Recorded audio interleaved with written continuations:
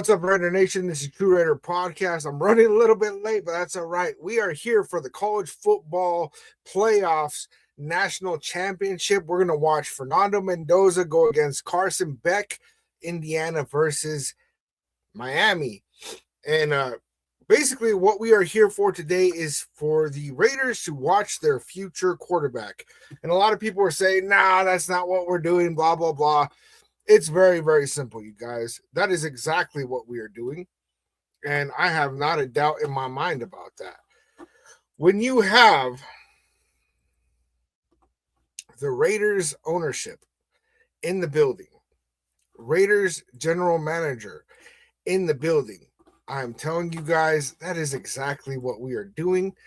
And I'm going to share a screen on that. Give me a second, because I am slacking. Salute to everybody in the building. What's good? What's good? So, yes, we have Raiders owner Mark Davis here on the sideline at Hard Rock Stadium in Miami to watch Indiana quarterback Fernando Mendoza. You can see Spytex there as well as Brady. Raiders are rolling deep on the sideline over here, man.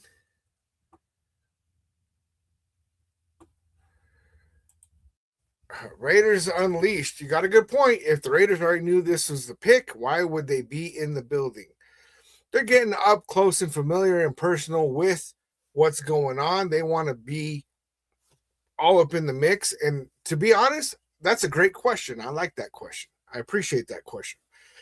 Because really, the Raiders have to do their due diligence. They have to look at every aspect of what's happening right here. And, you know, if the Raiders don't go through all these coaching interviews, if they don't show up in Miami and watch Fernando Mendoza play, if they don't do the due diligence with every single turn of this situation, then they are absolutely messing up, man. You could be like John Harbaugh and end up taking a job with the Giants, and then, oops, the Buffalo Bills job opens up. You know what I'm saying? But yeah, Raiders Unleashed, great question. They absolutely have to do all their due diligence. They got to do the proper scouting. They actually have to pay attention to what's happening right now, because this moment with the Raiders holding the number one overall pick, we've fired Pete Carroll. We actually have a general manager who has survived a firing of a head coach. We absolutely have to take advantage of this point in time, because the Raiders have the opportunity to get the future franchise quarterback, a young head coach, and if we get these moves proper, like if the Raiders ownership gets these moves proper, the Raiders could be in a great position for the next 10, 15 years. You know what I'm saying? Raiders Unleashed said, it tells me that Mark Davis, Spytech, or Brady, one of them have doubts, and the others are trying to convince the others possibly. So, I don't know. It's hard to say because they haven't been really leaking much. I saw a supposed leak of that essentially Mark Davis, they booked this huge suite, and that Mark Davis was telling staff there, yeah, we're here to watch our future quarterback. Now, that's just a rumor. I don't know if that's even true. So don't quote me on it, right? You know, Brady said some really good things about him, but of course, when you're, you know, an announcer for NFL, I mean, you're gonna say good things about players that you might not want on your team, you know? So when it comes down to it, man, if they were absolutely sold and didn't go watch the game anyway, I'd be still concerned. Why would you not show up there? Why would you not show face of like, hey, Raiders have the number one pick. Pretty much, we're going to be the ones over here drafting this kid. Why would you not show up? I would find that to be very strange. We got about 3 minutes until the game kicks off, man. There was also, and I don't know, man, I've been seeing this thing floating around where people are saying that the interview with Mike McDaniel today, that basically there was conversation about head coaching, but that it was more about seeing how he would feel about taking an OC position and the number of $8 million was being floated around. Like I said, this is also just rumors. That's why I don't speak on it like it's fact. But wouldn't that be interesting, right? If Mike McDaniel was their prospect for offensive coordinator, making him the highest paid offensive coordinator in NFL history would be way more appropriate than Kelly, bro. Are you talking Chip Kelly? Are you serious? Richard Raider with the follow salute. Let me see. The game today, it's Indiana and Miami are playing. And the reason why I'm live for this is because Fernando Mendoza is probably going to be our future quarterback. Let's see. Draft O lineman.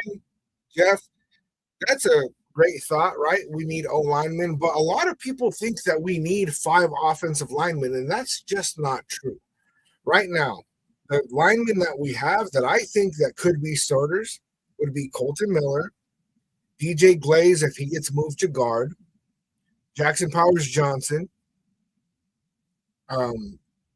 Charles Grant, and Caleb Rogers, right? So if you put Charles Grant at right tackle, Caleb Rogers at right guard, move DJ Glaze over to left guard, JPJ at center with Colton Miller on the left tackle, and that's a way, way better line. You know, Nate, I got no tolerance for this bullshit today. It's crazy, right? Because so many people right now want to argue and say nasty things about just like everybody's take, right? Everybody's got a different take. Guess what? You have the ability to swipe, right? If you do not like my take, that's fine. We don't have to agree. I'm not going to agree with everybody else's take. Thank you, MC. I appreciate that, right? I'm not saying that we don't need to do anything with our offensive line, but anybody who has spent time watching the Raiders this year, right, sees, okay, what happened to the offensive line that we had last year? And then all of a sudden we have the same players, but we played like crap. It was very simple. Brendan Carroll had no business being our offensive line coach. No business. Then you take, the play calling was awful, right? You had John Spytek in there with Geno Smith and Ashton Genty working with the offensive line, and they're basically getting coached by John Spytek. You know what I'm saying? And each other. It was ridiculous. When you have that awful of an offensive line coach and a run game coordinator, because that's what Brendan Carroll was, it's not going to go good. Then you got Geno Smith holding the ball way too long.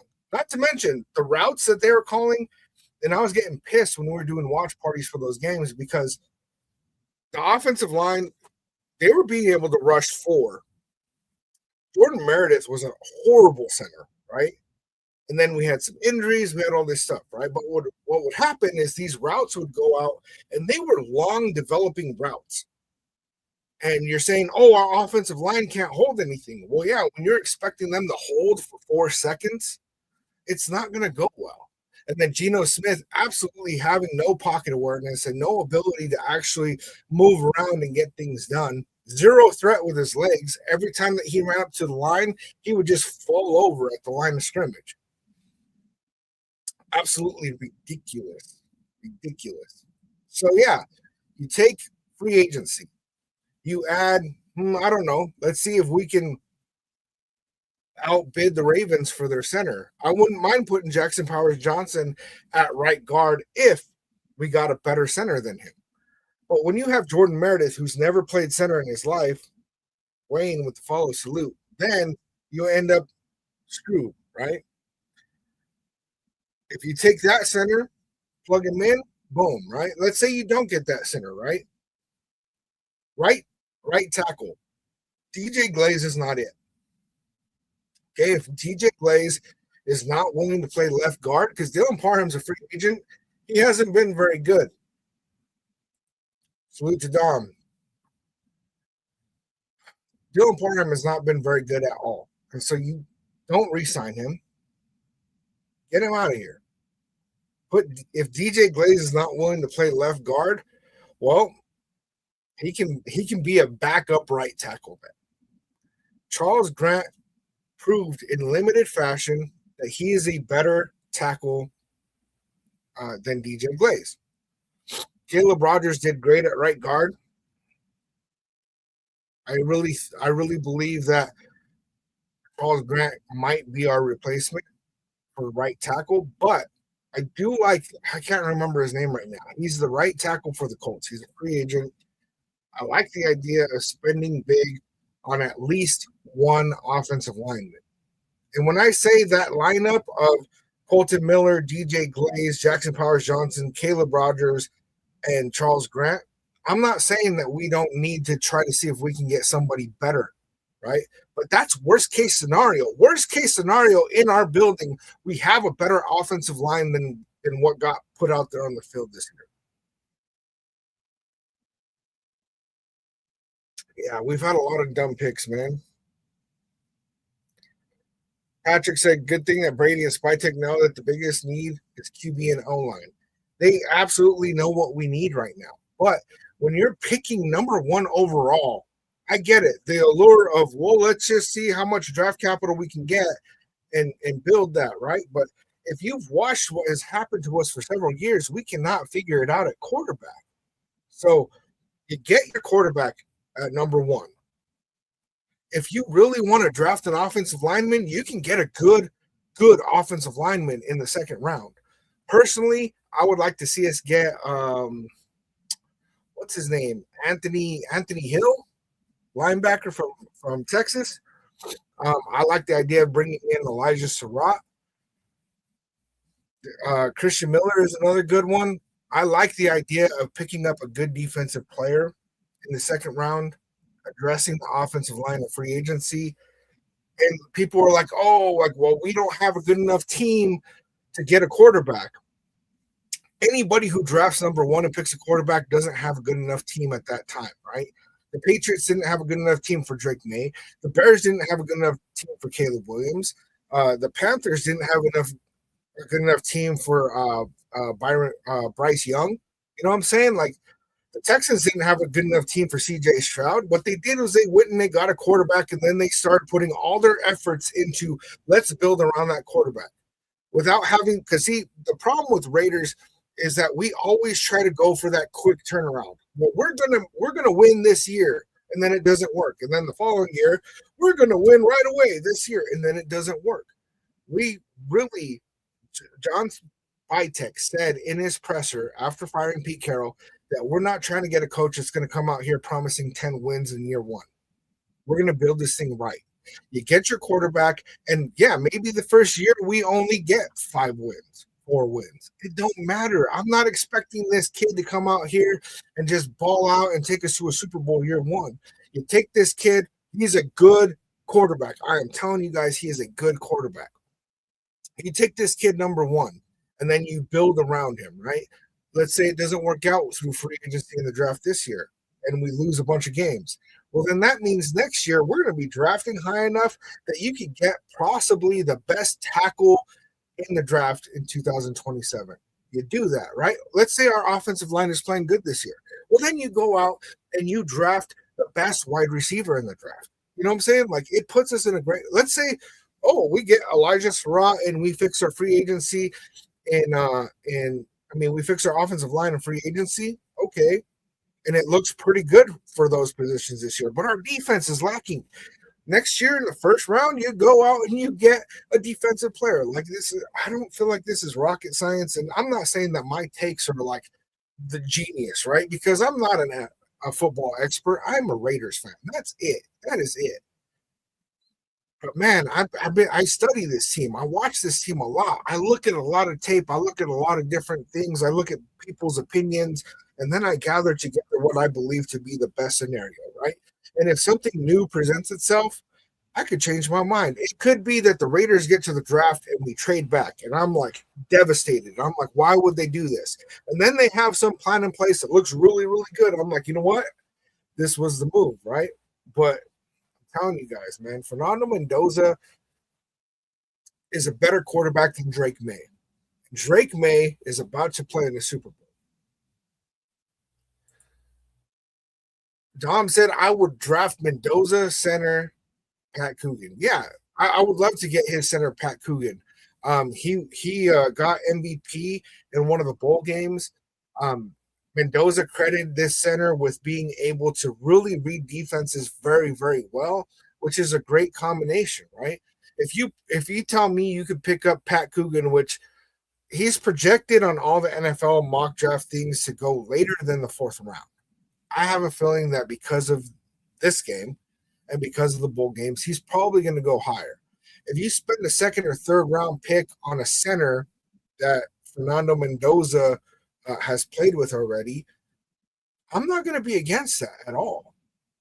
I'm not going to be against at all. In fact, I'm going to support it because then you're building your offensive line and getting somebody that he's very familiar with. Thank you, Dom. Braden Smith is the Colts' right tackle. Going to be a free agent. Like there's so many different moves besides trading back. And why would Brady and John Spytek and Mark Davis be at this game right now if they're like, you know what, trading back is the move?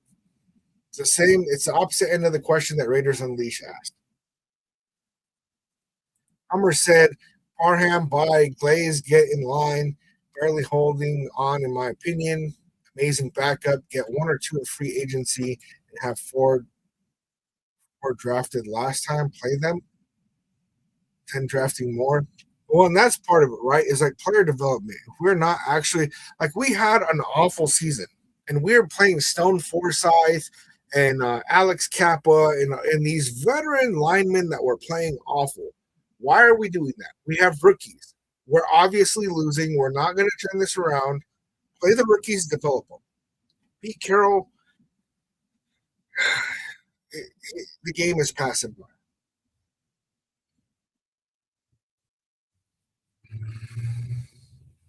If we have the worst defense, don't you think the DC should be the one that's fired? What are you talking about, Daniel? I missed the reference on that. Western Unity, I would not trade Max. Let me see. Oh yeah, Daniel, it's not the players, it's the DC. Exactly. Like when you have good coaching, I mean, what did Seattle really do? Really do to be that dominant of a team? It's not Sam Darnold passing for 125 yards or whatever it was. Let's see. Would you trade Max Crosby for the Cowboys' first round 20th and first 2027 pick? Draft Peter? Nope, absolutely not. You'd have to get a haul for Max Crosby to make it worth it because not only is he like the driving force that's, I mean, on this team to really be a leader, but he's so disruptive on the defense. Honestly, I'm pissed off that they don't make him take less snaps because when you play every single snap, you're going to get hurt.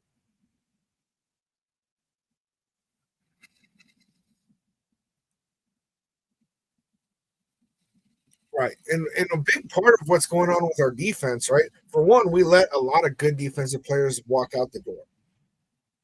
It happened. It is what it is, right? Patrick Graham is not that good of a defensive coordinator, and everybody like glazes him, man, and I do not know why. You know, the the fact that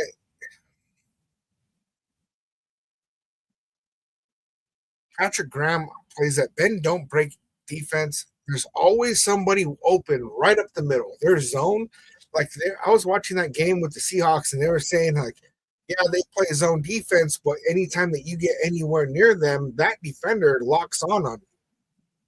We don't have that with the Raiders. They stand there like this, and they're like, okay, okay, I'm in my zone. Travis Kelsey's, 10 yards away from everybody, but we're just, they're not going to throw it to him. Like, it's ridiculous.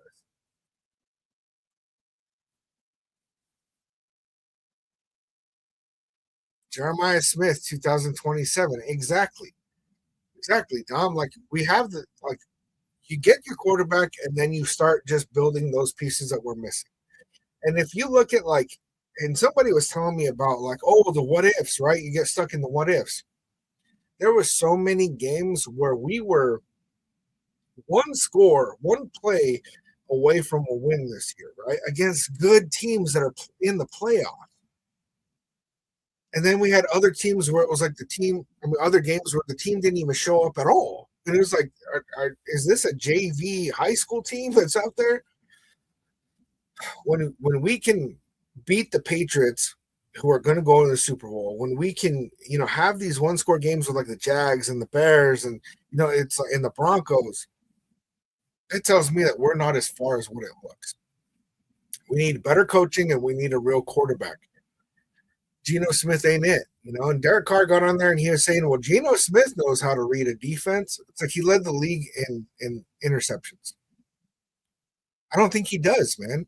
There's something up with Geno Smith, man, where if you watch the tape on it, there were so many like wide open receivers out there that he didn't see him and he threw a pick or he threw it away or he threw into triple coverage. And it's like, what happened on that play? I don't get it. I'm not expecting instant success. No. Homer Linderbaum, is that the center from the Ravens? Is that the one? Carson Beck, 23 to the Raiders. Actually, I thought about that last year, right? Where Carson Beck was Brock Bowers' quarterback in Georgia. I'm like, well, what about this kid, man? Like he's overlooked, like, and I thought maybe he was going to go out for the draft last year. It's like, maybe we could pick him up in like the third or fourth. And he's still projected to be like a third round pick right now, even though he's playing in the Natty. And I've watched some stuff on him because I kind of like the idea of him, but the more I watch on him, the more I'm like, there's too many inconsistencies. I don't feel like he has a high ceiling or a high floor. I think he has a potentially low floor and then a potentially pretty low ceiling, And sometimes there's guys like that get to the NFL and they prove us all wrong. Jawan with the follow salute. And that's fine if he does, right? I would not put all my cards in that basket. Same with the Trinidad Chambliss, same with the Ty Simpson. Like these guys they're not it. They are not it. Trinidad Chambliss is good enough at that hero ball thing that he might land a starting role in the NFL. But like we watched it happen with Caleb Williams, right? They get to the playoffs and I'm like, dang, like, all right, here we go. And then, there's that one play, man, and it's late in the game and he's like, they're blitzing him and he runs backwards and I'm like, he's screwed. This is done. And he turns around and he just whips that thing and touchdown Bears. And I was like, holy shit. Fernando Mendoza will never make that play. But also, through all that scrambling hero ball stuff, he didn't win the game. And that's not really a knock on him. His throwing percentage is pretty bad, but he turned out to be a lot better of a quarterback than what I thought when he came out in the draft. I did not like him coming out of college. I knew he was going number 1 overall, and people were like, we should trade away everything for him. And I was like, nah, I don't think he's it. He's better than what I thought. But he lacks certain things that I value in a quarterback.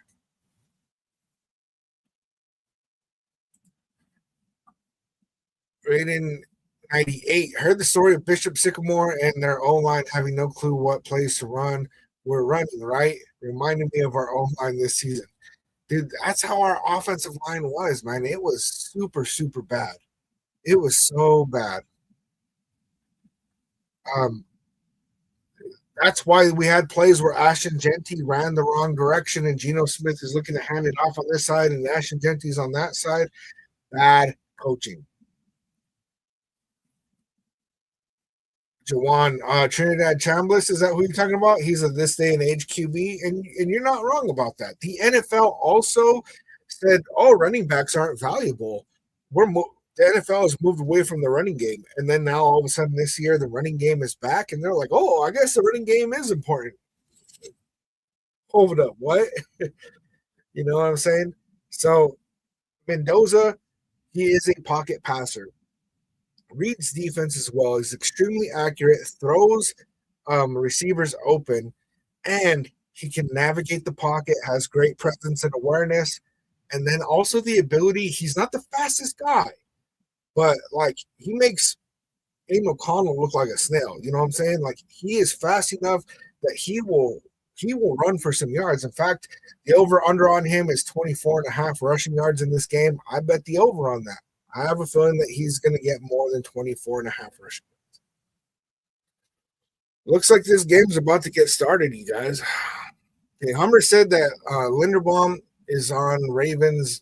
They aren't doing the 5th-year option yet, but they are in cap space hell. That's why they might let him walk. Their coach doesn't support linemen well. Well, and then, John Harbaugh is gone from there. And the craziest take I've seen so far was saying that the Raiders should trade away the number 1 overall pick for Lamar Jackson. Quarterback that's about to be 30, and his best trait is his physicality and athletic ability, and that's about to go downhill. Mm.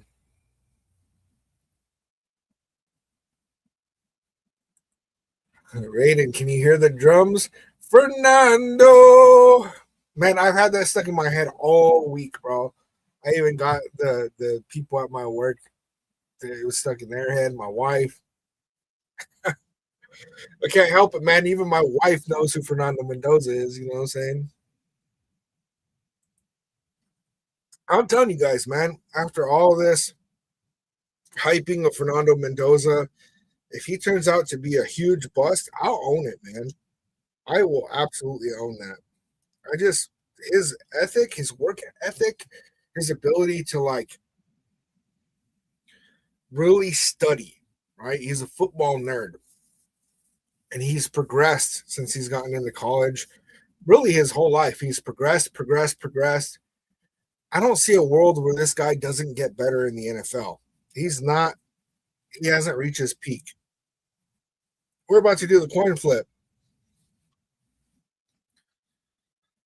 Eddie, why the game not on? I do not show the game on the channel. That's how you get your channel taken down. I wish I could.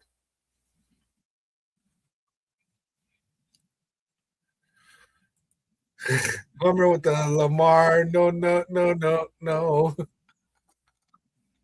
Yo, man. It's crazy. Hummer, you're the reason why I actually went live today, bro, because you're the one I told you I was going to be live, bro. And then I was like, man, I don't really feel like going live today. And I said, man, I told Homer I was going to go live, bro. I better go live. That guy up there with the repost, salute. Thank you. One and only said Miami. I'm not invested in either of these teams. I do want Fernando Mendoza to get that dub.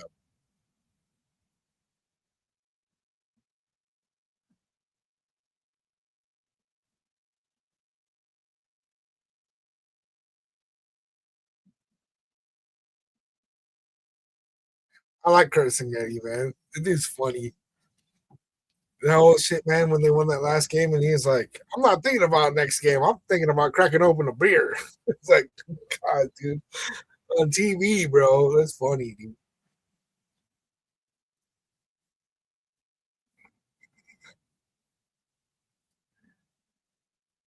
That's crazy. So Fernando Mendoza grew up a Hurricanes fan. I mean, it's a home game for Miami, but Fernando Mendoza is from there. His house was like walking distance from the stadium.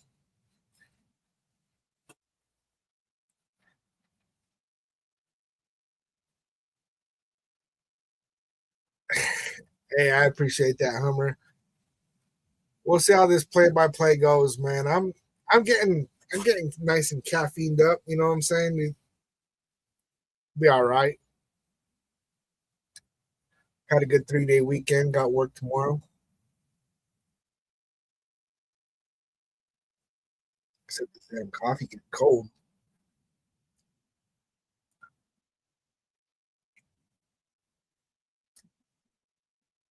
All right, so the Hoosiers are going to kick the ball. Hurricanes are going to receive. I'm gonna tell you guys, I don't know most of the players that are on the field. It is what it is. I'm a Raiders fan. I'm not a football expert. All right, kick is being returned. Crosses the 20, 20, about 27, got dragged down. Now, this Hoosiers team is so talented, man, with underdog players. I'm really, really curious on how this is going to go for them in the draft, man, especially if they win. All of their stock is going up, man. You look at the mock draft simulators, like they're not up there at all. CJ said, let's see how the Raiders' future QB plays. I mean, they're out there and should be good weather, right? No excuses. All right, they're on the 28-yard line. Carson Beck takes a snap, handoff. Fletcher right away with a 9-yard run. Fletcher is a good running back, man. I was watching him last week, man. I was like, dude, Fletcher, like every time you turn around, that dude's getting a good run.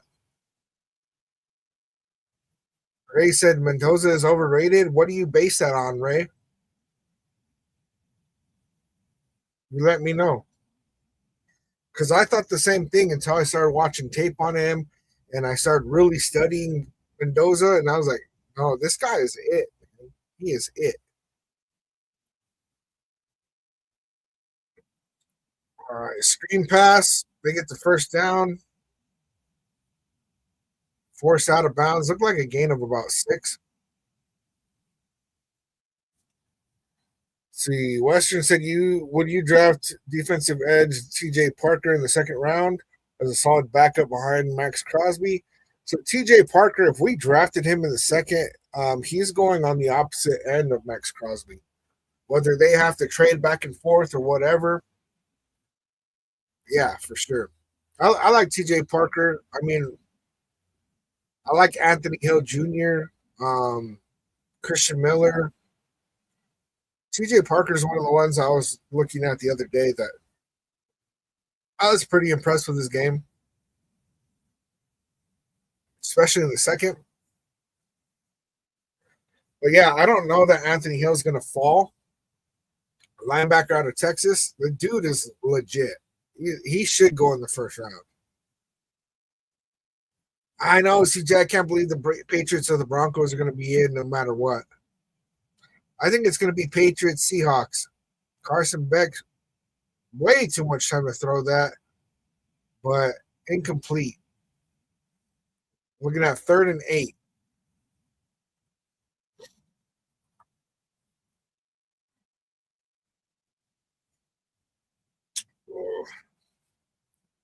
It's weird how you can get an iced coffee and it's legit, but you have warm coffee that starts to get cold on you and it's like, it's not the jam.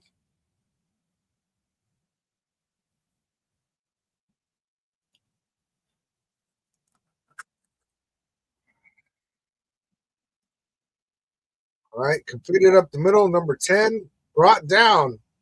That's going to be a punt, man. You know who's another guy I really like on the Hoosiers is Pons. He's a cornerback. Pons and Jones, number 46. Linebacker Jones. I don't know, man. I was messing around with the mock drafts one day, man, and it was like I could do a whole draft where it's just nothing but Hoosiers players and walk away happy. You know what I'm saying? But that's not where they're projected to go. In fact, I got an awful grade on that draft. But I don't know why they're projected so low. Why did he catch it on the 4-yard line? Let that thing bounce, man. Hummer said Mendoza's so overrated. They gave him the Heisman. Get out of here with that, man. There was tons of guys they could have gave that to, but he is killing it. You know, there's this weird narrative, right? Because mainstream media, at first they were, they were saying Fernando Mendoza, yeah. And then it's like, oh, the Raiders might end up with the number 1 pick. They're like, Fernando Mendoza's not even that good. I don't even get my first round grade and all this stuff. And then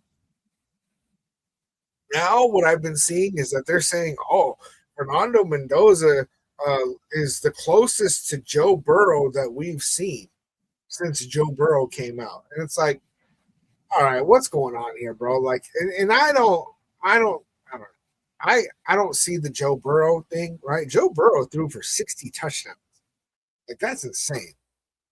What's good, man? Salute. Like 60 touchdowns is like a lot, a lot, dude. So like, I don't know, man. Would I love for him to even be in the conversation with Burrow? Hell yeah, right? Is that my take on him? No, it's not my. My take on him is he is a very good quarterback, especially mentally. He's 6'5". He has the ability to run if he needs to. Um, he can make every throw on the field. There hasn't been a spot where I'm like, he just can't make that throw though. Like, does he have an Anthony Richardson, power arm? No, he's not holding a cannon like that. But also, Anthony Richardson couldn't hit the broadside of a barn with that arm. So it's like, CJ said, I want the Rams to win it all or Seahawks because no way we're going to the Pats or Broncos. I think I'd rather have the Seahawks win it all because I want Clint Kubiak, their offensive coordinator, to be our head coach. And if he wins the Super Bowl as an offensive coordinator, then it's pretty much like for sure that he's not going to do the Ben Johnson thing where he's like, well, I want to be an OC for one more year. I think at that point, it's like, all right, I won a Super Bowl. Now I want to go be a head coach. And right now, the Raiders are the betting favorites to land Clint Kubiak. So Homer said the media is part of them and they all hate the Raiders. Well, the problem is that most of those talking heads in the media, they're not watching tape. They're not like watching games. They're not really studying these players. They're getting given an overview of them, and they build an opinion based on that, and then they just go out there and say some shit. Over the last two games, Fernando Mendoza has 8 passing touchdowns to 5 incompletions. That's kind of a lot of pressure right there. But we need to see that this kid, that the lights are not too bright for him. Yeah, right now Mendoza has 41 touchdowns. That is accurate.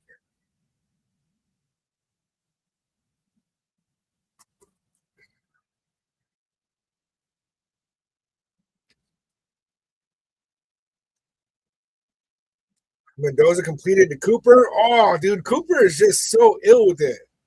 Gets the first down. Omar Cooper Jr. reminds me of a bigger Hunter Renfro, who's faster. Like his ability to run routes, and then like I don't know, man. There's this thing where he'll like on that play where he just jukes them so hard, breaking people's ankles. All right, Mendoza takes a snap, handoff. Is it Black or Hemby? Looked like a gain of 1 yard.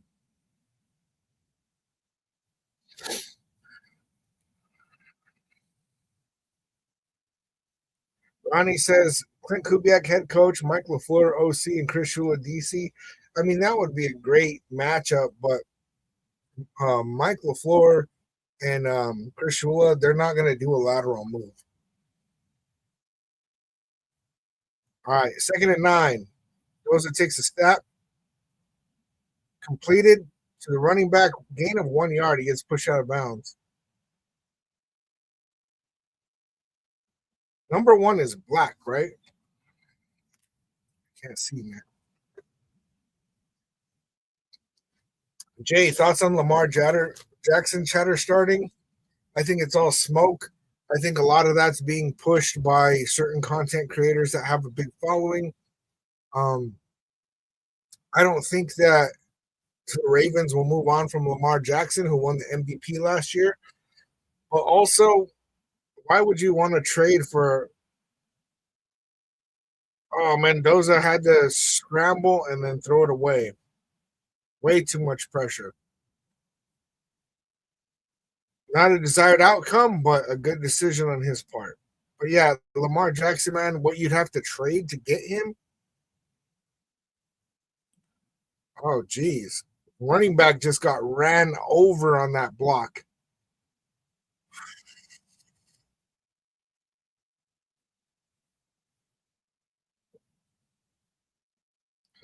Well, I mean, Miami's defense, man, they're supposed to have a really good defense. Jay said, yeah, Death Star report definitely does push random headlines. I I don't even I've never seen Death Star report, honestly. There's a flag on the return. Western Unity said, who on the Raiders do you think they should trade for a 2026 first round pick? Like a player?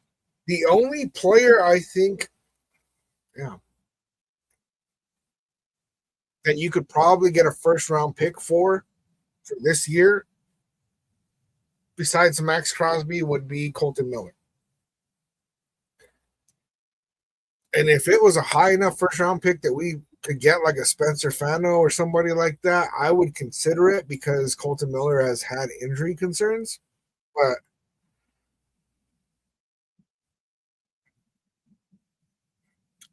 looks like that penalty was against Miami.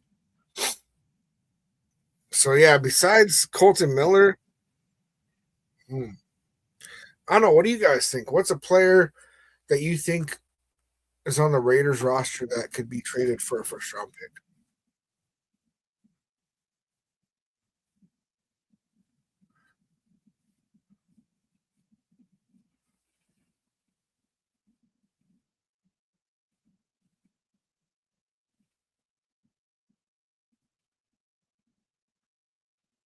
Brother BKL Sports Entertainment Show. Salute to you, man. So shout out to everyone in the chat, including your podcast. Keep up the good work on the channel. Appreciate it. Shout out from South Bronx. BKL Sports Entertainment Show. Interesting. I'll have to check that out. Hummer says there's no one that we should trade as a player that he thinks would gain a first round pick. Jose Cam, we need to trade that number one pick. All right, so let's say we trade the number one pick. How much do you want for it, and who do we draft with it? Let's wait for a QB next year. QB next year is not guaranteed. Last year, when it was Cam Ward was really the only first round QB besides Jackson Dart, and they were saying, "Oh, next year's draft class is going to be way bigger." We got here to this year, and it's like, "Oh, Fernando Mendoza might be the only quarterback to go in the first round." They're like, "Oh, what? But next year's draft class is going to be bigger." I don't ever depend on that. Now there is like CJ Carr, there is Arch Manning, Julian saying, you know what I'm saying? But what would you want for that trade, Jose? That kid from Texas, Arch Manning? The only way you get Arch Manning is if you have the number one overall pick.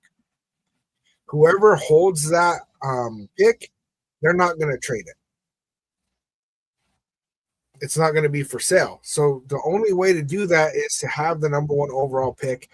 And the Raiders have only had the number one overall pick twice in the entire history of the team. Last time we messed it up. 2007 and 2026. That's it. So the odds on us having the number one overall pick again, 2 years in a row, it's very, very unlikely.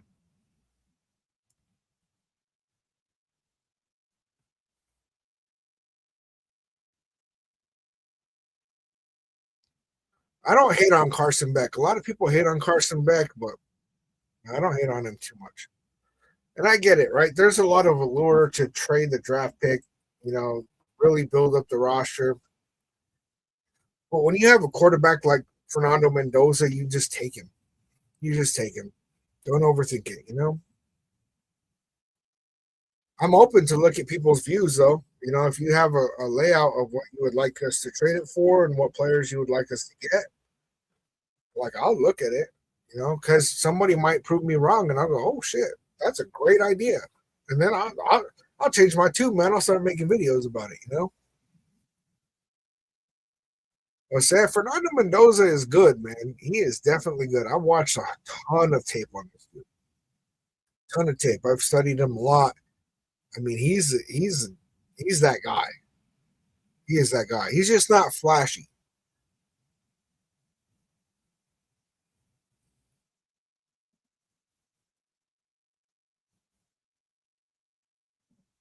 Run by Miami, it gets stuffed, maybe a gain of one.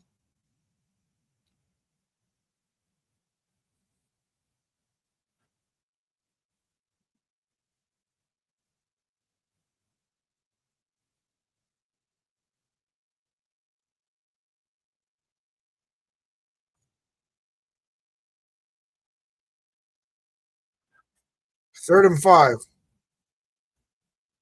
Miami on their own 28.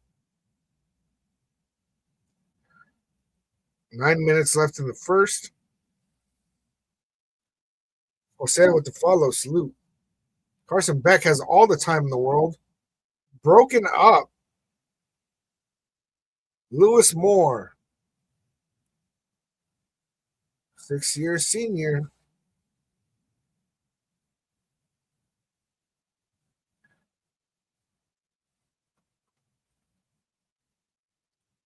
He had a lot of time, but not a lot to throw to.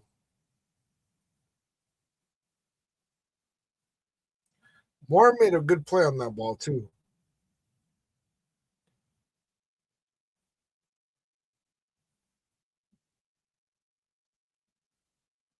Fair catch at the 29 on the punt. Hummer said, imagine we traded for 3 first-round picks. You can't use them because you need them next year to try getting the top pick, and that's a maybe. It's just not worth it. Mendoza is the real deal. I mean, the only way that I could see, and I get it, I'll say Arch Manning's worth the wait. Arch Manning would be worth the wait if you were for sure that you could get him. Because I do believe that Arch Manning is going to be yet another Manning that goes out there and wins, right? But we're showing Tom Brady on the sideline before the game.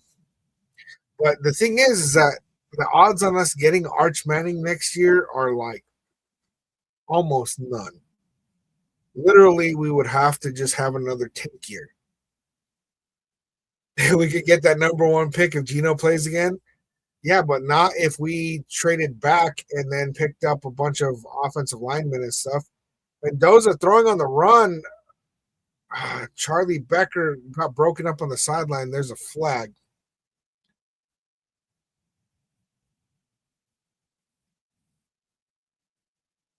They're saying it's going to be on Indiana.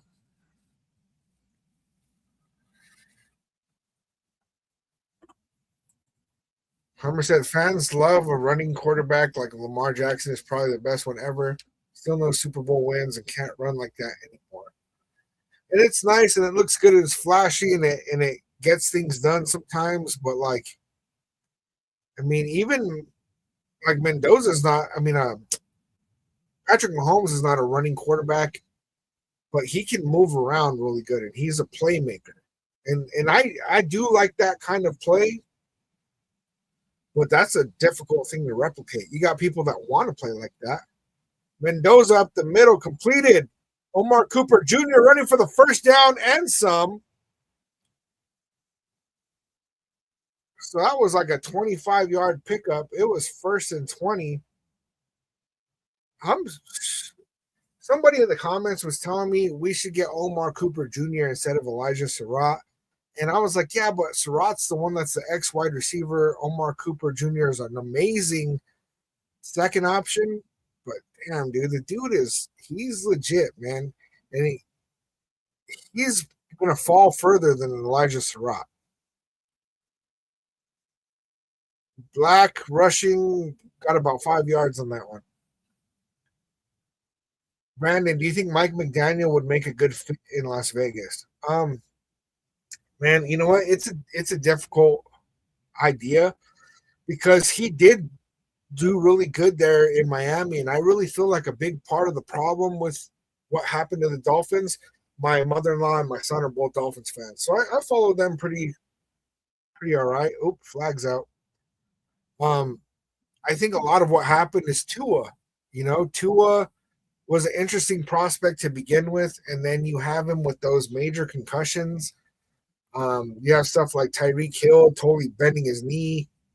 Um, I don't know, man. He might be a better coach than what it looks like. I would rather him as an offensive coordinator. Like Mike McDaniel is not my top head coaching candidate. Might not even be in my top three. But if you could tell me that we could get him as a offensive coordinator with another head coach, all day, all day.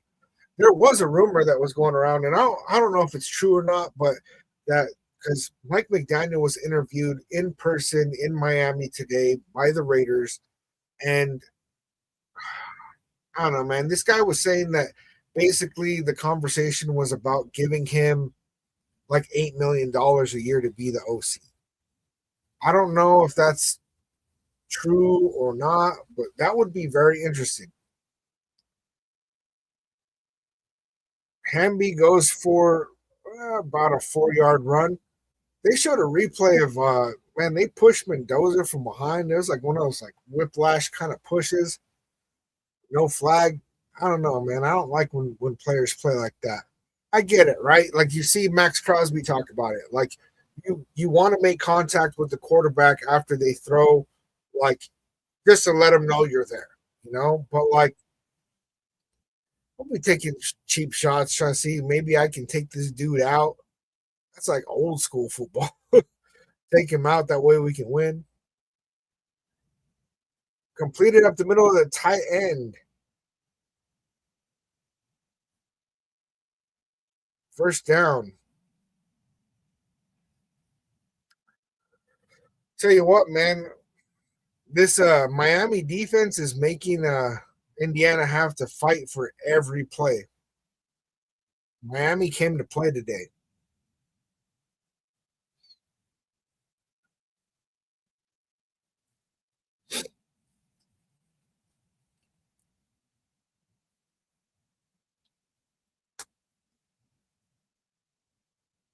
Completed to Surratt on the sideline. Looked like a pickup of about 6, might be 5.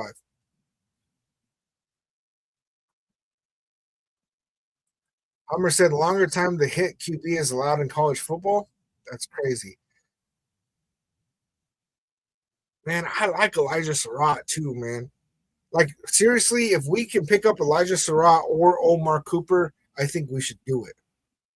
Western Unity, would you trade Michael Mayer for a first round pick all day? Peter to draft Peter Woods. Oh, what happened?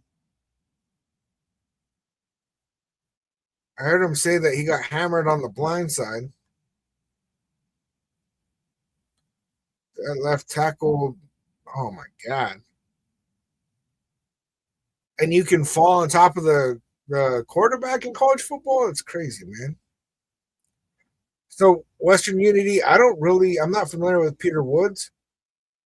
But if I could trade Michael Mayer for a first, all day, all day, I wouldn't even hesitate. We drafted him in the second.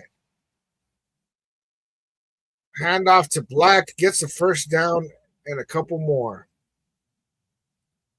Telling you, man, like Black and Hamby are really making a case to like get drafted decently. Right now, they're projected like on the mock drafts for like fourth and fifth round picks. I think these guys are more like day 2 picks.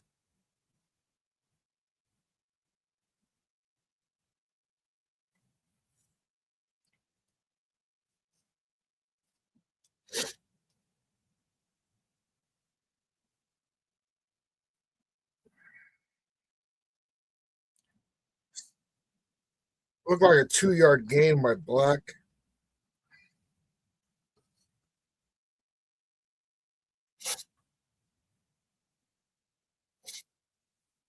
Mendoza's bleeding from his lip and everything.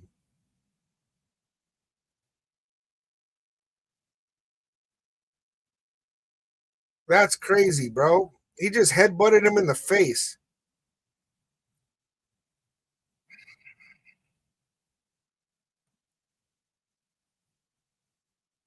Yeah, where's the targeting on that? Mendoza with the keeper ran for 2 yards.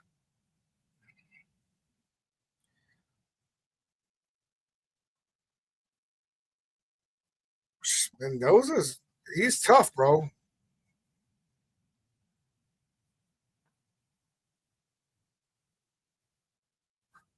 Homer said the NFL lets QB play safe ball.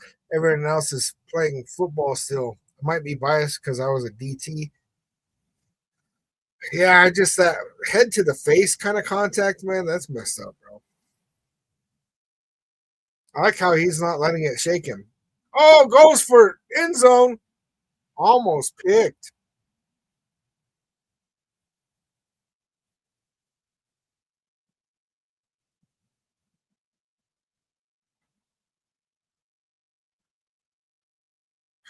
He was just counting on Becker winning that. I'll have to say, Fernando Mendoza did not make a good throw on that one.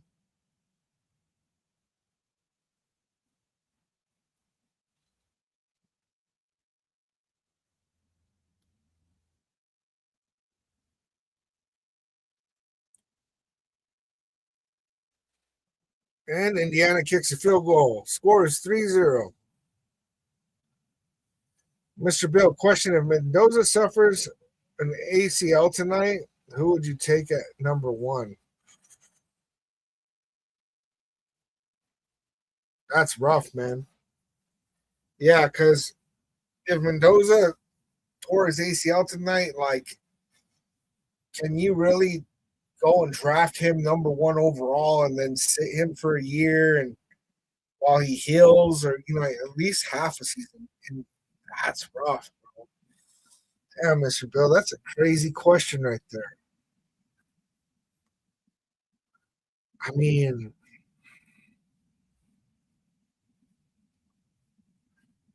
damn, dude, that's hard. Because at that point, trading back is probably not really going to happen. And if there is somebody that wants to trade up, um, they're probably not going to give you much. So I'd be looking at how can we really, really get a defensive player that's like a difference maker. Maybe Ruben Bain, maybe. And honestly, I haven't really looked into a lot of those players a lot because it's been pretty clear that we're almost guaranteed to get a quarterback at that point. Yeah, yeah. If that injury happened, trade back value is way gone. Because there could be somebody that's like, well, I'll pick up Mendoza this year and let him sit for a year and heal up, and it might be us. But man, that would be devastating. That dude needs to stay healthy tonight. Real. Damn, that was a crazy question. Because I had thought about the possibility of injury happening and stuff, but um, I didn't really think about like an injury that's that devastating that all of a sudden you're probably not going to pick him anymore.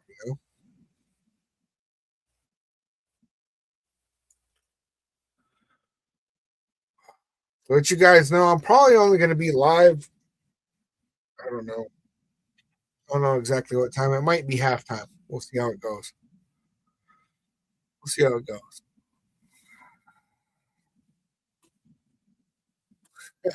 Homer said, "Homie, you trying to jinx us or what?" Man, I think that's a great thing to think about. Like what would we do? What would we do in that case, man? And that's shit, man. They're showing that hit again.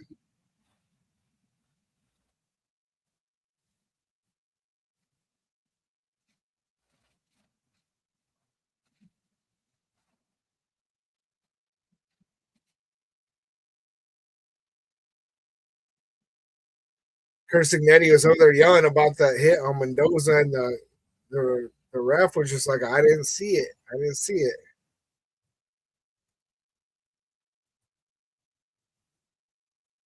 kick off to Miami and brought down about the 26, maybe.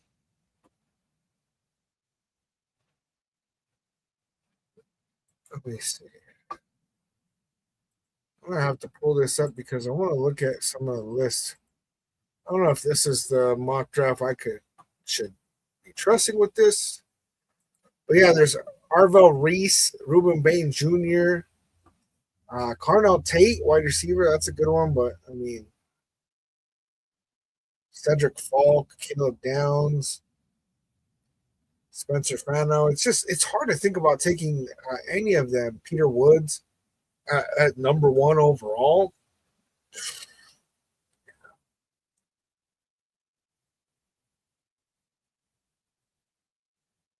Yeah, baby Dill. After the helmet to the face, Mendoza's pissed. Yeah, Sneakerology. It's a Fernando watch party. That's exactly what's going on. Might only be here till about halftime, but we'll see how it goes, man. I mean, we'll see how it goes. Yeah, I believe Surratt would be a great pickup with Mendoza, and if we miss on Surratt, because I mean, some of the mocks I've been doing, Surratt's going at the beginning of the second round, and we picked number 4 in the second round. So, I mean, if that happened, and we still want to get one of his receivers, Omar Cooper Jr. late second, early third, all day. I would go with that all day. I mean, I like Charlie Becker too, but he's not going to come out until next year. If the Raiders don't take Mendoza number 1, they failed the draft. I mean, that's how I feel about it too. I feel like it's so clear and cut. I mean, Tom Brady, John Spytek, and Mark Davis are at the game right now. They were showing them on the field before the game started. I mean, these dudes look like they're invested. John Spytek came out in his presser after firing Pete Carroll and said, "We're in a great position where we have the opportunity to draft a quarterback." I mean, it's like the writing's on the wall. Turn in the cards since the day.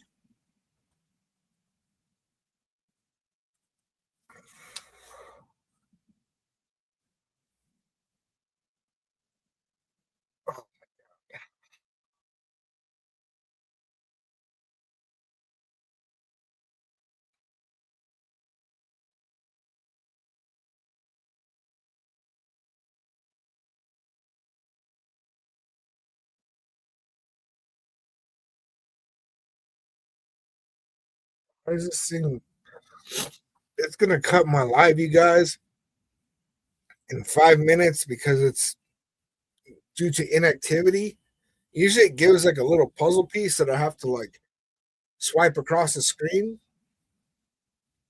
and it's not giving me that for some reason.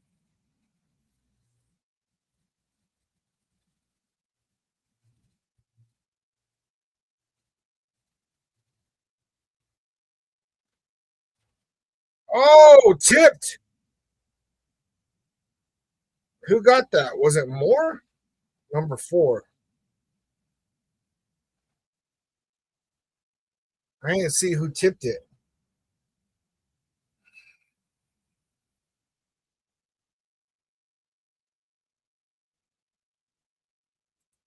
Hummer, I don't know. Is he really a wide receiver one on any top 8 team? You talking about Elijah Surratt? Because what I'd be thinking about is he's a great solution for a wide receiver one in the second round who already has timing with Fernando Mendoza. And worst case scenario is that moving into next season, he would be our wide receiver too. You know what I'm saying? And Omar Cooper Jr., I don't think he's a wide receiver one, but amazing target for him who he has timing with. See Pons with that breakup, man. I like Pons. Damn. I don't know, you guys. It looks like this thing's gonna time me out, so I'm not really sure what to do about it.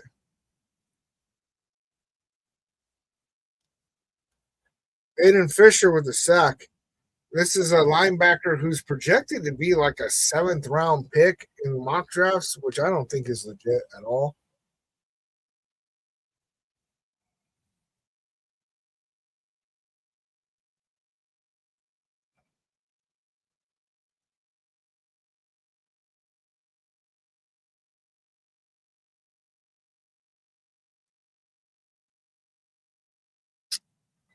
Man, this thing's pissing me off.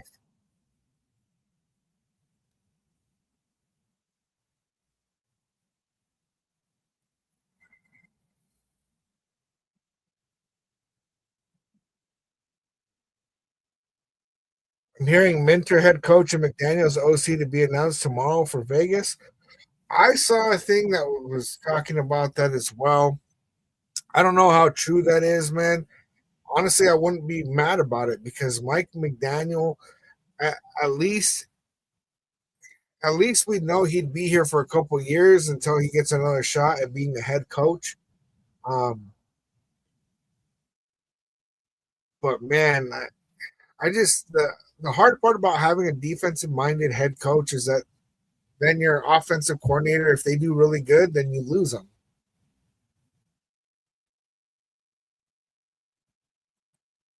Hummer, you're not wrong on that. Oh, Hamby blown up behind the line of scrimmage, running to the left. Um, I'm gonna have to start the live over, you guys, because it's not letting me do the verification to continue the current live. So just keep an eye out because it's going to shut me down in like 1 minute, and then I'll have to start the live all over. Second and 16. That was a loss of 6. 1 minute left in the first. Handoff to Hemby. Got 1 yard.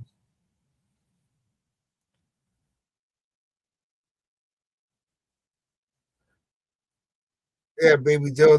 Are you talking about Pons, the corner for Indiana? Yeah, he's been showing up really good. Zeth, I'll be back on live, but I put out a video about McDermott. I don't think that we're going to target him, but there's a good possibility. He's got 98 wins, 50 losses. I would not be mad if we ended up with him. I think we're going to go younger and probably offensive minded. All right, dump throw to Hemby, picks up like 4. Man, this Miami defense is no joke.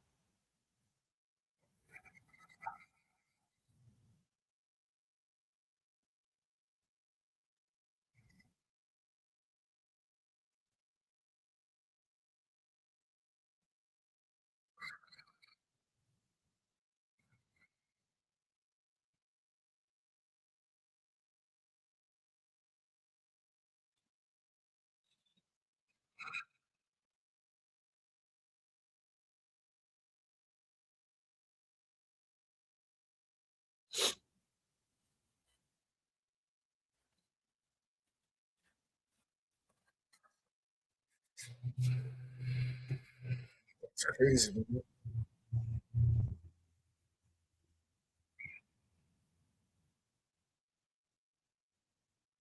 Starting to wonder if it's a phone issue or if it's a what. But it seems like all the apps on my phone have been just like Facebook, TikTok, YouTube. Like they've just been all giving me issues, man. I don't know. I don't know what that's about. But it is what it is. It is what it is. So Hummer, what's a corner that you've been looking at in the second round? Because I mean that dude Brandon from South Carolina. I like Anthony Hill Jr. Honestly, linebacker out of Texas. Um, Chris Johnson, San Diego State. Though in some mocks he's going early second, and others he's going in the first. So it's really hard to say. Will Lee out of Texas A&M. We definitely do need to upgrade at corner. But man, we drafted Darian Porter, and then I like Stokes, man. He was a good corner for us. Johnson,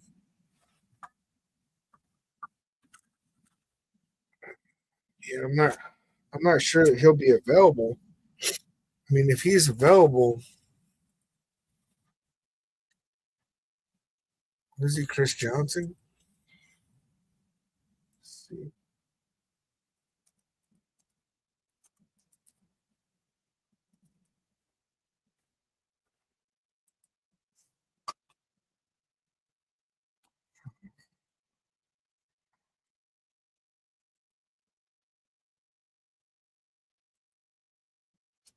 Chris Johnson, 6 foot, 185 pounds.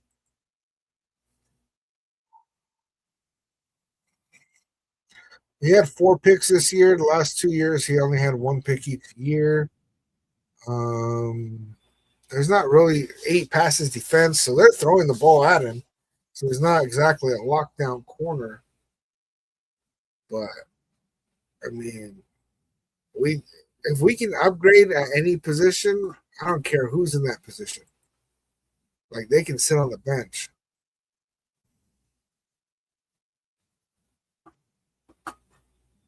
Yeah, David, did you see the video I put out about that earlier? I think you did. I think you commented on it.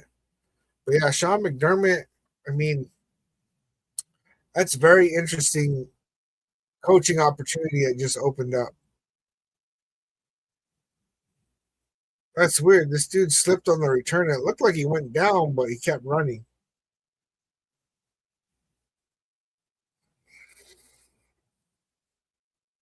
That was kind of weird. Debris, what's good, man? Blake Clemson, good lineman. Yeah, what's his name, bro? He keeps popping up too. Where is he at? Clemson. Blake Miller out of Clemson. Okay, they're saying that he was down on that return. Some people like CJ Allen a lot from Georgia, linebacker. I don't like him nearly as much as Anthony Hill Jr. Yeah, Anthony Hill Jr. out of Texas is like that dude's legit, bro.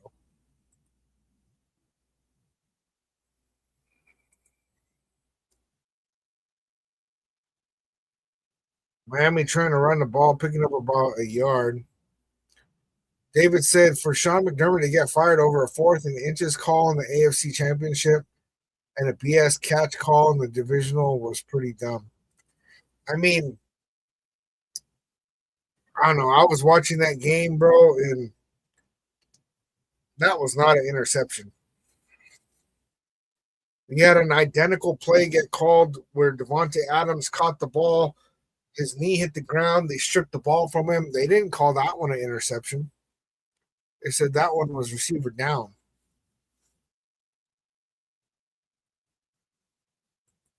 Yeah. Yeah, after the Tuck rule and Al Davis like couldn't go, didn't we trade him? And then he came back and beat us in the Super Bowl. That was awful. Run is stuffed at the line of scrimmage. However, said Johnson is the only corner I looked at so far. I'm hoping there's better that I haven't seen yet. I don't watch much college. I really don't watch much college either. So when there's like somebody that comes up on my radar, I watch some film on them, and I usually start with like highlights just because let's face it, if I don't like what I see in the highlights, I'm probably not going to like what I see in the deeper film dive, right? So if I watch highlights on the player and it's like, oh, that doesn't look very good at all, I'm not going to waste my time. But if it's like, okay, his highlights look good, let's go into deep dive because there's film breakdowns on almost every prospect that goes in the first couple of rounds. And if when you see the good, the bad, the ugly, And it's like, you know what? I still would like to pick this guy up. Then you know you're on to something. I can't just base it off of, you know, oh, I only saw his good tape and that's good enough for me. And I feel like that's what a lot of people do with Mendoza, right? A lot of people hear the talking heads saying, "Oh, Mendoza's not it," right? And then they see on social media, and they're these Facebook groups and stuff like that are saying, "Oh, Mendoza's not it," and then they watch some highlights and they're like, I don't know if he's it." It's like, man, really, really watch film breakdowns. I don't even have to break down the film myself. I don't have access to the all 22 tape. I can watch somebody else break it down that's pointing out this is where he falls short, this is where he does good, this is what's happening on this throw, because I'm not a football expert, man. So some of that stuff is like I don't fully understand, right?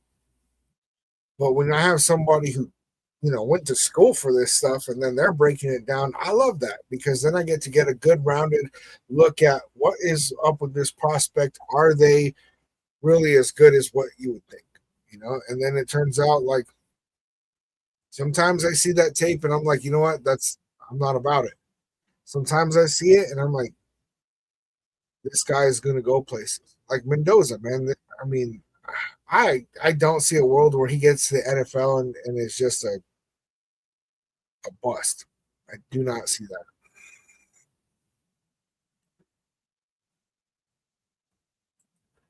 David, this is what I'm talking about. Teams not valuing winning. Eagles fans acting like a bunch of spoiled little brats. Pittsburgh Steelers acting like just because they made the playoffs only. Yeah, same with the Bills firing their coach. It's like, bro, you know how much the Raiders would absolutely love to just make it to the playoffs 7 years in a row. Like, I would love that, man. I'd be, and I get it, right? When you're used to just being this winning team, right? It's like we get to the playoffs, we get to the playoffs, we get to the playoffs, but we never make it to the Super Bowl. I get it, right? People are going to say we need to change something because we're almost there, but we're not quite there. That would be frustrating after a while. I could get that. But also, man, like at least you get there. You know what I'm saying? They're showing all the nasty hits on Mendoza so far.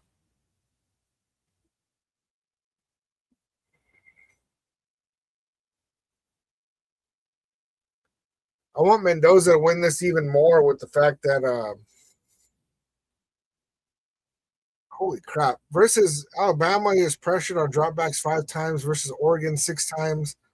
And so far, 5 times already in the first quarter. That's crazy. I took the over and I'm regretting it. I am too. I took the over as well. But, this game could crack open. We see that happen all the time with games where it's like you get to the third, fourth quarter and it's like, geez, ain't shit happened yet. And then all of a sudden it just breaks wide open. That was a first down pass to Surratt, by the way.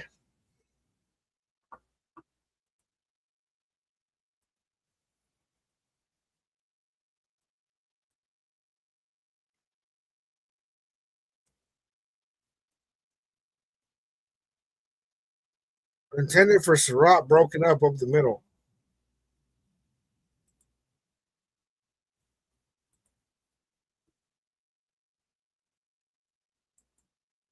Yeah, already Mendoza is 8 for 12 for 79 yards. So he's already got 4 incompletions.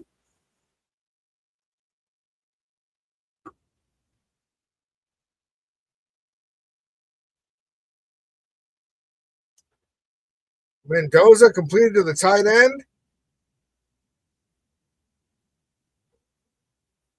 He's about 2 yards shy of first down. Tiny man, this Miami defense is insane. Dwayne, Al Davis didn't only talk bad against the NFL, but he also sued them. So, you know,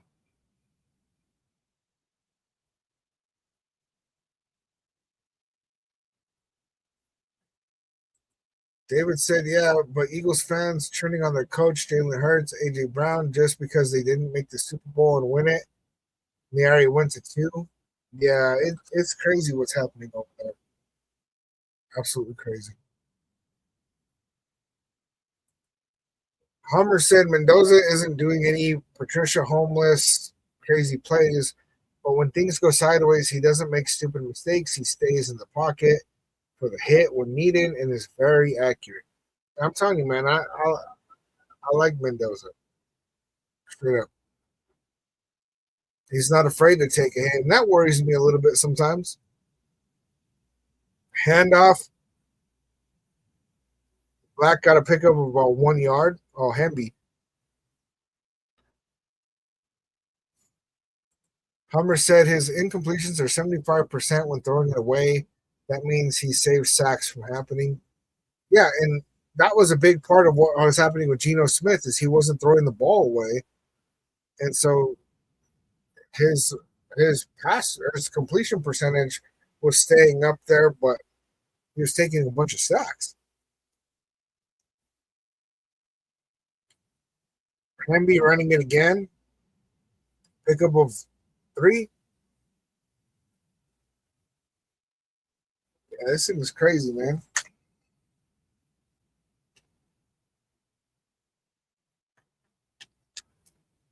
Chris Ignetti, bro, with that glare.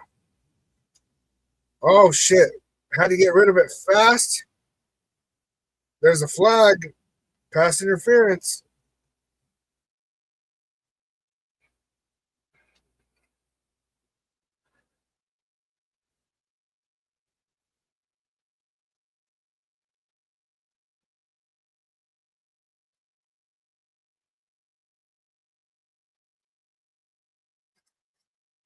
Yeah, David, that I mean, I never want to see a player get hurt. I remember Broncos fans like rubbing in our faces when Derek Carr broke his leg, and I don't want to be like that, bro. Like that sucks, man, to have a quarterback out for season. It's like you get to be in the AFC championship game and damn, that's crazy. Plus, for it to be a give me for the Patriots, that sucks, man. Hemby got tackled for a loss.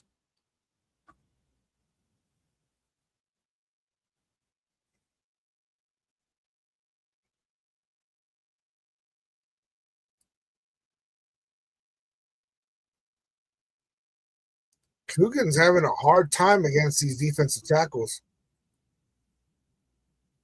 Starting to see a little bit more of why he's such a late prospect in the mock drafts. Run it again. Hemby only getting a yard. They are struggling to get this run game going.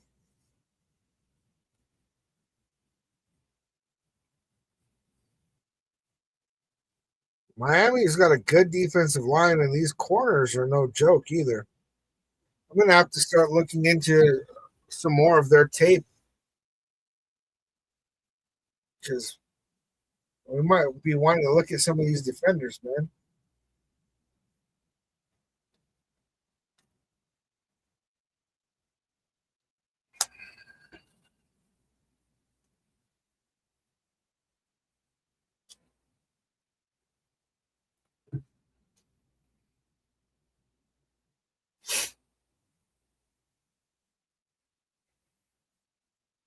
I don't know, man.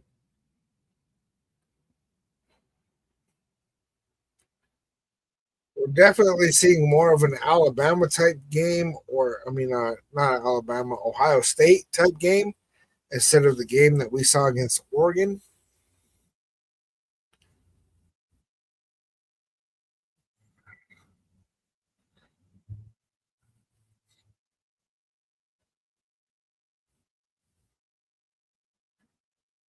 Oh,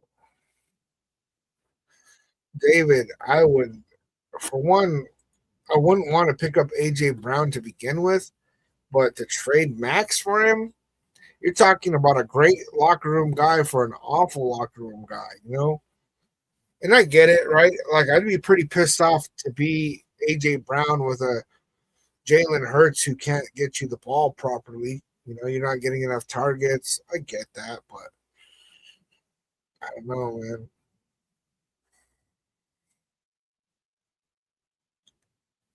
Especially not for Max.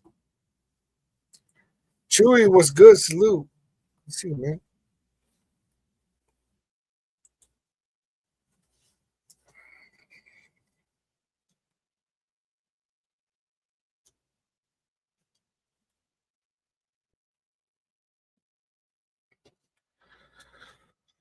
Like I said, guys, I'm probably only here until about halftime. But thanks for jumping in with me, man. We got a little bit more time.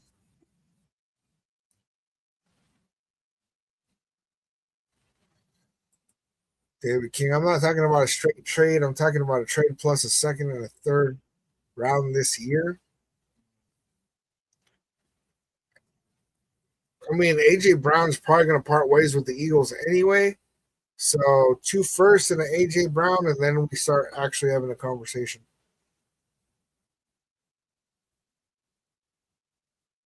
I have a feeling AJ Brown's going to force his way out.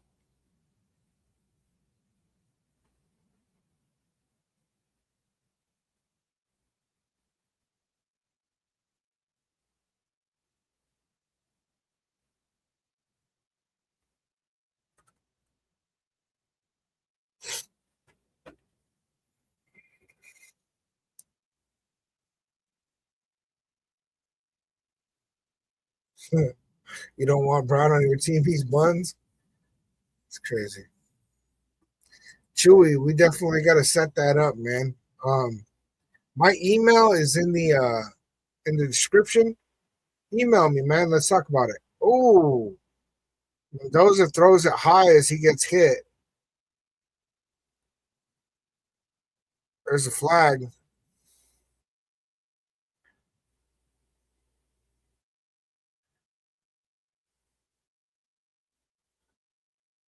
Offsides defense. Dylan, where can I get the game? So what I did was I went to Sling TV, and you can pay $5 to get a 24-hour pass, and then you can watch the game from there. Man, Mendoza's getting beat up today.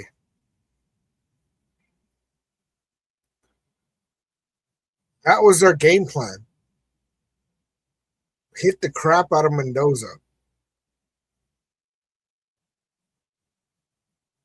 Oh, there we go. Black breaks off a huge run. Woo!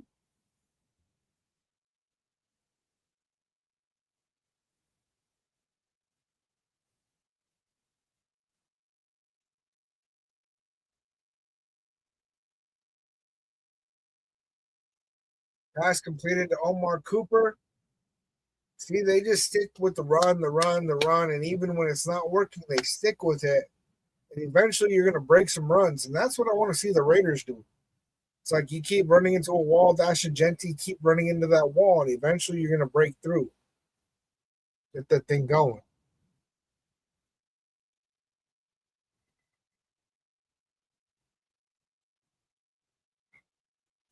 Yeah, David. I mean, Sean McDermott. I don't know a ton about him. I looked at him, and he's a winning coach, and he's only 51. Completed a Becker, and it looks like we got a touchdown. Hoosiers. See, and this is what I'm talking about, you guys, when I say Mendoza is him, right? Because he's not making huge, flashy plays. He's not doing all these crazy things, but he is getting beat the hell up. Oh, shit. He stepped out of bounds. Becker stepped out of bounds. They're going to pull that one back. But he sticks with it and sticks with it. And like the fact that he gets hit so much and it does not shake him, like I'm telling you, man, it's crazy.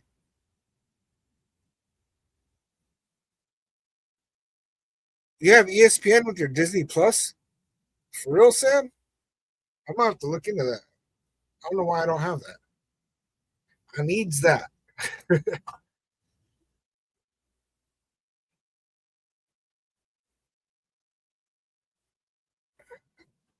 Right, David. Yeah, Derek Carr made those comments because we're getting a preview of what would happen to Mendoza with the Raiders' offensive line. You got to fix that line. And he said, Derek Carr did say, unless they, fix some things, which they will. And if they don't, he's going to get crushed as a rookie and they'll go, oh, yeah, we should probably fix the O line. I think that they already figured that out after this last year.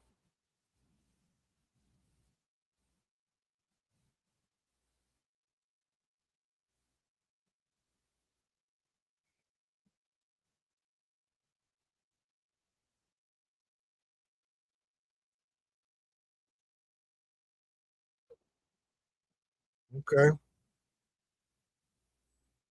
Well, Hummer said yes. AJ Brown will push out, wait for it, and then the fourth round will be it. But Brown has bad mojo attitude in the locker room. Yeah, I agree with that. I'm not really a fan of AJ Brown. He's a good receiver. But yeah, Hummer, I feel the same way. I love DC4, but I disagree 100%. Mendoza now. Mendoza now. All right. First and goal on the sixth. Hand off to Black. He gets stuffed at the line of scrimmage. He's going to pick up 1 yard.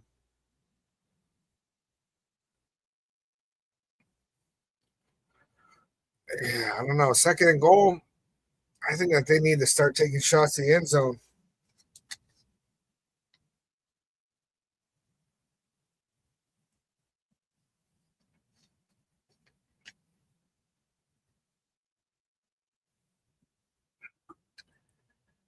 Yeah, I agree, David, that, Sean McDermott, like the Bills, they weren't doing shit before he showed up.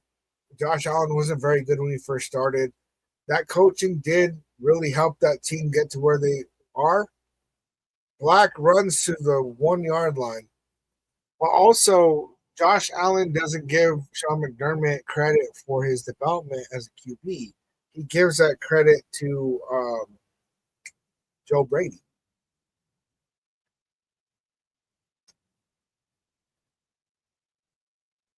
Raiders should hire DeBall. He'd be amazing with Mendoza. I think that DeBall's not off the table as long as he's an offensive coordinator. I think that they're leaning more towards Mike McDaniel. Rumor is that we're trying to give him $8 million. Miami calling a timeout. I could use him to pass a touchdown right now because I chose the over on touchdowns. You know what I'm saying? Oh shit.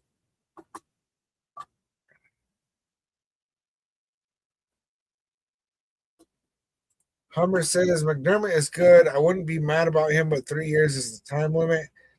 I think that McDermott, he was hired to the Bills to turn their franchise around, and he did that. So, I mean, I don't know. Let me see. Because I want to pull up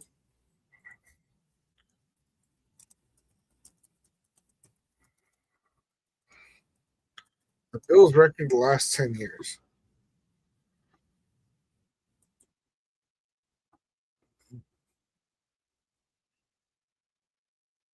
I mean, they weren't an awful team when he got there. But that's what the Wikipedia was saying about him because they had Rex Ryan, Anthony Lynn. They were kind of bouncing from coach to coach for a little bit there. But yeah, like, so 2013 and before, they were like 6 wins, 4 wins, 6 wins, 6 wins, 7 wins. After 2015 or 14, they went 9 wins, then 8 wins in 15, 7 wins in 16. And then Sean McDermott got to the Bills in 2017. They went 9-7. Then the first year of Josh Allen, they went 6-10, 2018. And then 19, they went 10 wins. 2020, 13 wins. 2021, 11 wins. 2022, 13 wins. 2023, 11 wins. 2024, 13 wins. And 2025, 12 wins. So that's crazy to fire a coach that's winning that much. Like, that's insane to me.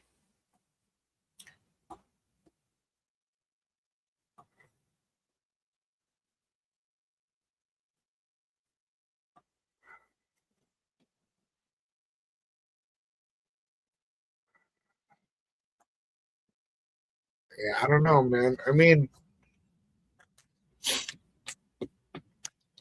Sean McDermott would land in my top five for sure, but because like if we hired him, I'm not going to be mad at all. I'm going to be excited. But the next question is, well, who's the OC? Is it Mike McDaniel? Because Sean McDermott is head coach and Mike McDaniel is OC. Yeah, I wonder if Joe Brady's going to get the head coach position there in Buffalo.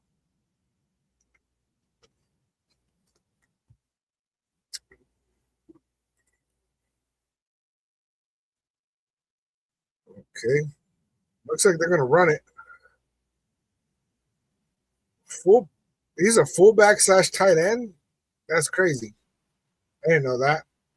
Nowakowski. I thought he was just a tight end. I was wondering why he had a running back number. A fullback number is really what he has. Touchdown Hoosiers. They got it rushing though, so that doesn't help me very much.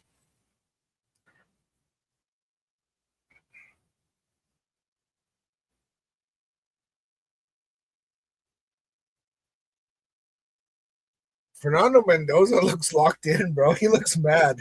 He looks mad like somebody that's getting beat the hell up.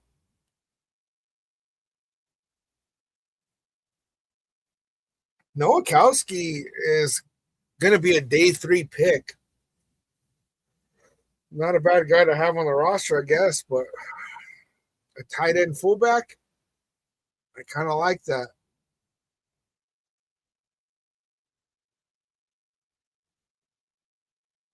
Man, Becker almost had that touchdown, man. That was so close.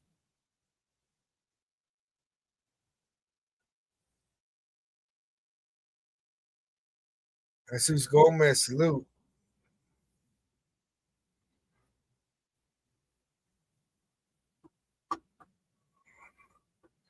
Okay, Hummer said Kubiak, LaFleur, uh, McDermott is where I put them. I like that. I like that. What about Minter? Where do you put Minter in that?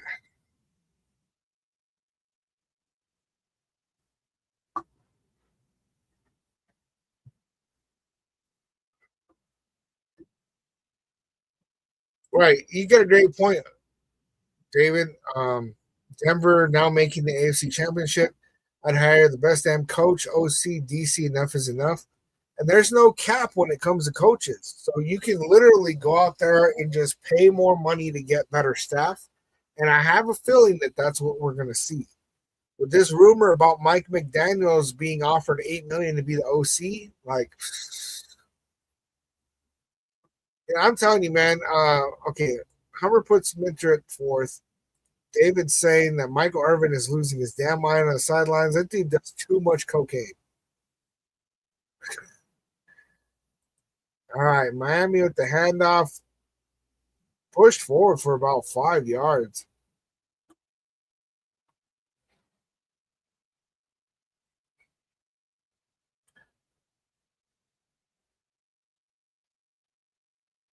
Uh-oh.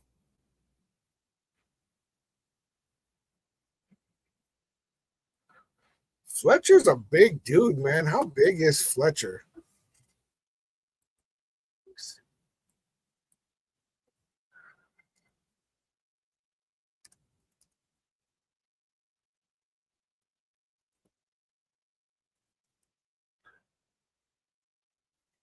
Mark Fletcher. 6'2", 225. He's got over 1,000 yards this year.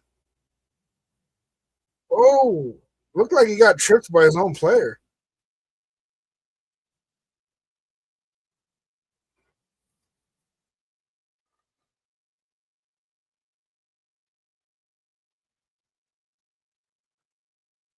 Oh, he got tripped by Jones.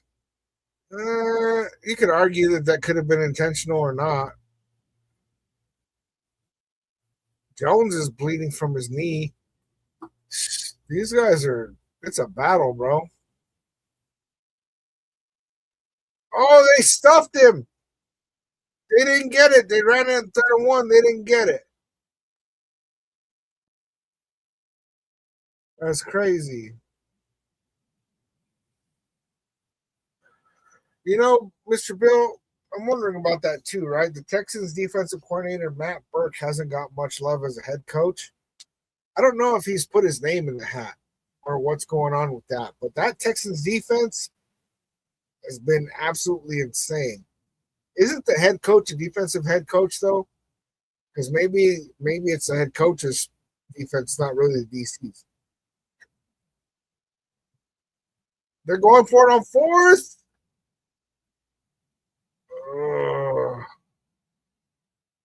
It's hard to say.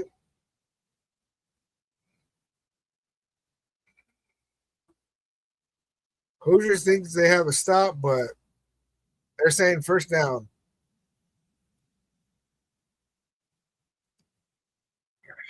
That was a close one. Mm,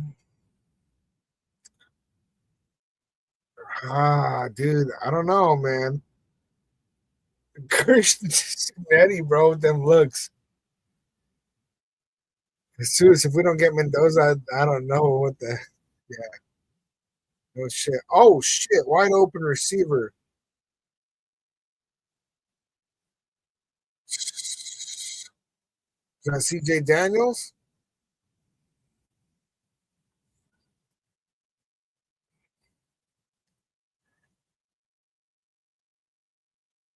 Oh shit.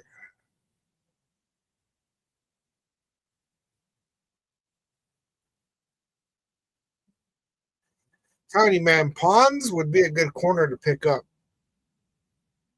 because he's probably gonna be a day 2 pick, 2nd or 3rd round. Screen pass. They only got 2 yards on that one.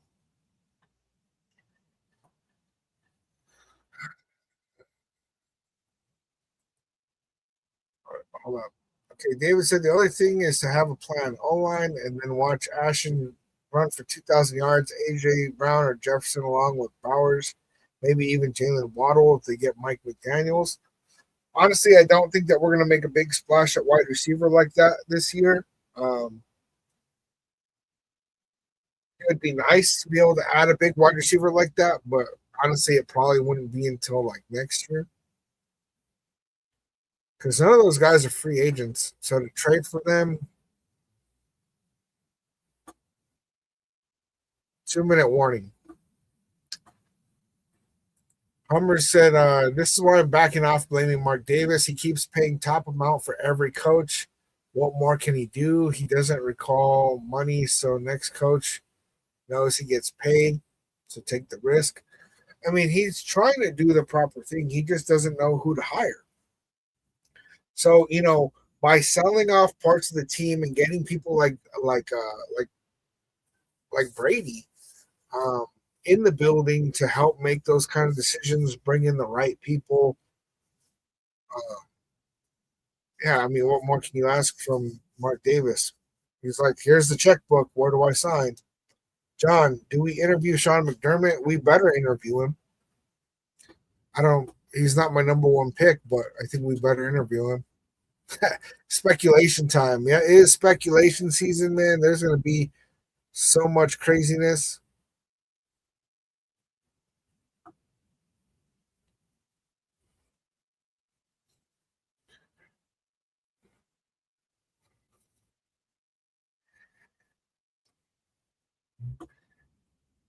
Yeah, the problem with that, David, is that Mark Davis is never going to be an actual owner and boss like his dad was. And he knows he's not that guy. And so, since he knows he's not that guy, he's trying to bring other people in the building to do that kind of role for him. That's why he loved John Gruden and hires like that, you know? So I think Tom Brady could be the guy to do that. We'll see how it shakes out.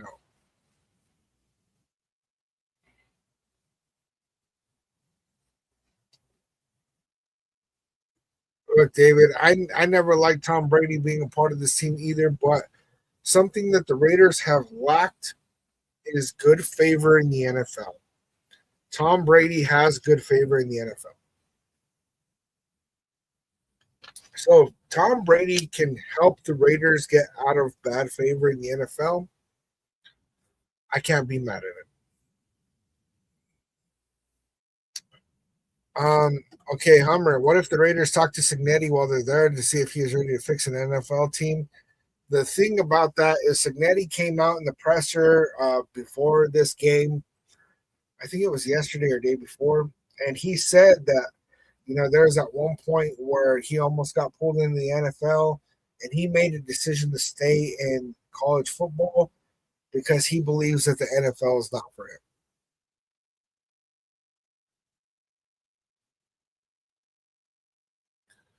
Who's your daddy? I'm calling it now. Miami gonna roll IU second half and win by 40. That's crazy, especially with a name like Who's Your Daddy. I don't see that.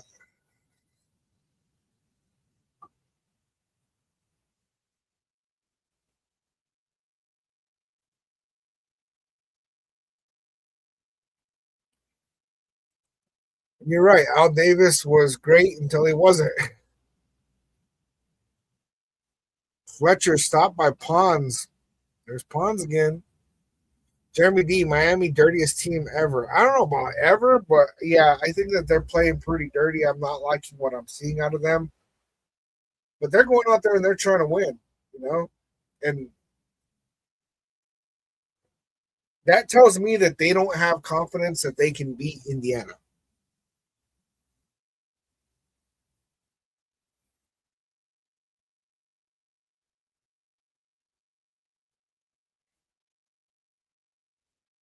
Completed on the left side. It looked like a pickup. I want to say 4 or 5 yards. It looks like they're about 2 yards short of first down. James, the game is on. I do not show it on the screen. I know a lot of people have a problem with that. I get it. The people that do that, they have all kinds of backup accounts because eventually their channel gets taken down.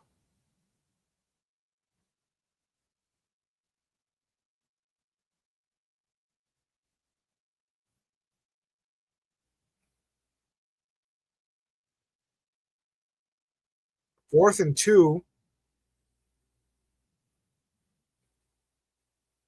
I think Miami just took a timeout.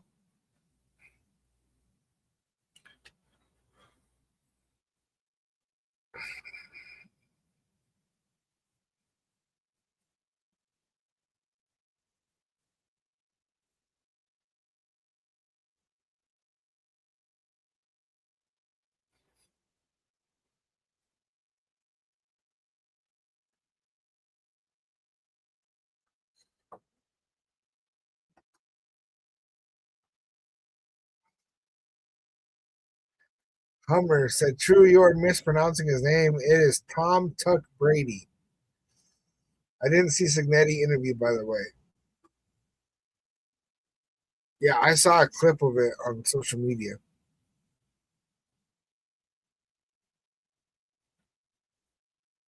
Oh, missed the kick. He doinked it off the upright. Woo, that's crazy. Indiana gonna go into halftime 10-0. Miami got the goose egg.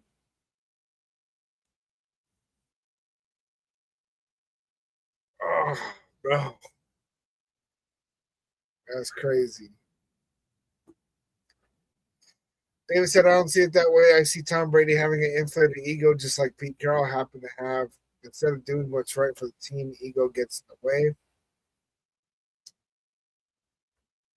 Um, I think more will be revealed. How about that? I'm not completely convinced on Tom Brady or Spytek at this point. Henby ran for about 6 yards. But right now, man, I'd say we're definitely looking like we might be going in the right direction. And we'll see how that ends up going. I like that, David. Tuck Brady. Mendoza completed the Becker first down.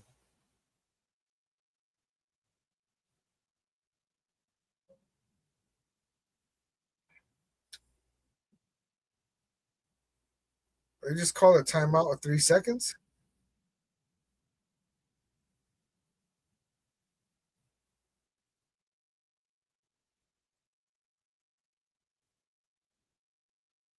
Yeah, they let that clock run way too much.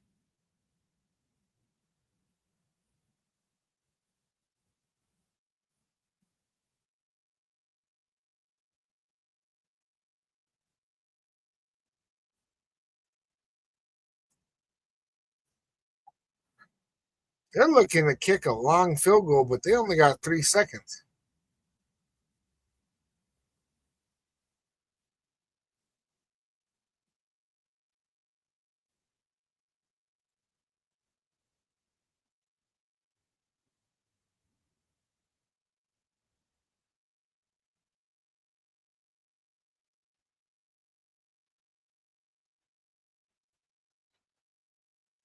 An 80-yard field goal.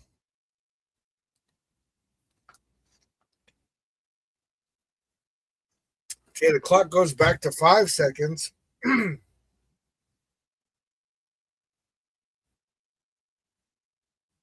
Yeah, a quick pass. Oh shit. Mendoza got rushed, but he bombs it. Incomplete. That shit was crazy.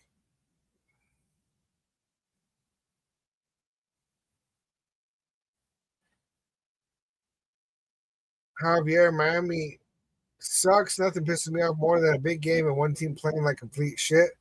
But see, Miami's offense has never been like the cooking part of their team. Well, this season, right? From my understanding, and I don't watch a lot of college football, but what it looks like to me is that their defense has been carrying them. So, you guys, I told you I was only going to be here until halftime, and I'm going to hold to that. We'll see how this goes, man.